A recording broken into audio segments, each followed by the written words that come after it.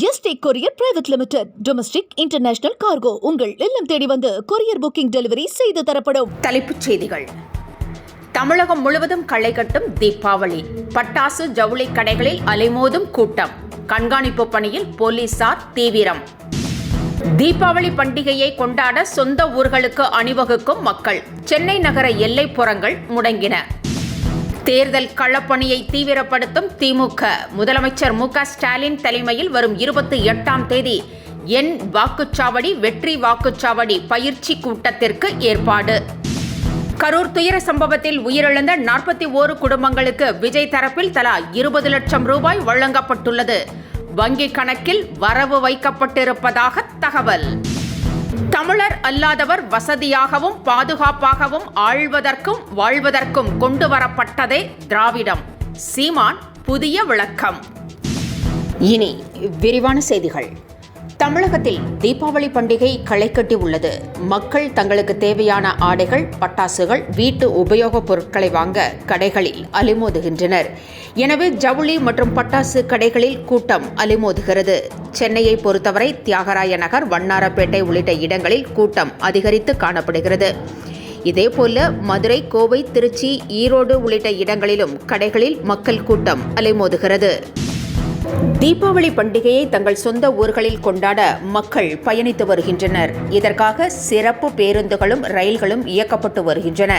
சென்னையிலிருந்து மக்கள் கூட்டம் கூட்டமாக ஆயிரக்கணக்கில் சொந்த ஊர்களுக்கு செல்கின்றனர். இதனால் எல்லைப்புறங்களில் வாகனங்கள் ஊர்ந்து செல்கின்றன. போக்குவரத்து நெரிசல் காணப்படுகிறது. நூற்றுக்கணக்கான வாகனங்கள் அணிவகுத்து நிற்கின்றன. தேர்தல் பணிகளை திமுக மேலும் தீவிரப்படுத்தி உள்ள நிலையில் முதலமைச்சரும் திமுக தலைவருமான மு.க.ஸ்டாலின் தலைமையில் வரும் 28ஆம் தேதி என் வாக்குச்சாவடி வெற்றி வாக்குச்சாவடி என்ற தலைப்பில் பயிற்சி கூட்டத்திற்கு ஏற்பாடு செய்யப்பட்டுள்ளது.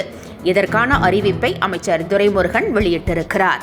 தமிழ்நாட்டை வளைத்திட முயற்சிக்கும் வஞ்சக சூழ்ச்சி கொண்ட மத்திய பாஜக அரசின் முன்பு தமிழகம் தலை குனியாது. மேலும் 2026 தேர்தலில் ஒவ்வொரு வாக்குச்சாவடிகளும் திமுக வெற்றியை உறுதி செய்யும் வகையில் இந்த முன்னெடுப்பு எடுக்கப்பட்டிருப்பதாகவும் தெரிவிக்கப்பட்டுள்ளது. கரூர் துயர சம்பவத்தில் உயிரிழந்த 41 பேரின் குடும்பங்களுக்கு விஜய் தரப்பில் தலா 20 லட்சம் ரூபாய் வழங்கப்பட்டிருப்பதாக அறிவிப்பு வெளியிடப்பட்டுள்ளது. 41 பேரின் குடும்பங்களை விஜய் நேரில் சந்தித்து நிதி உதவி வழங்குவார் என்று கூறப்பட்ட நிலையில் தற்போது பாதிக்கப்பட்டவர்களின் வங்கிக் கணக்கில் வரவு வைக்கப்பட்டிருப்பதாக தெரிகிறது. முன்னதாக பாதிக்கப்பட்டவர்களை விஜய் வீடியோ காலில் அழைத்து பேசினார் என்பது குறிப்பிடத்தக்கது. வரும் சட்டமன்ற தேர்தலில் விஜய் தலைமையில் ஒரு கூட்டணி உருவாக வாய்ப்பிருப்பதாக டிடிவி தினகரன் தெரிவித்துள்ளார்.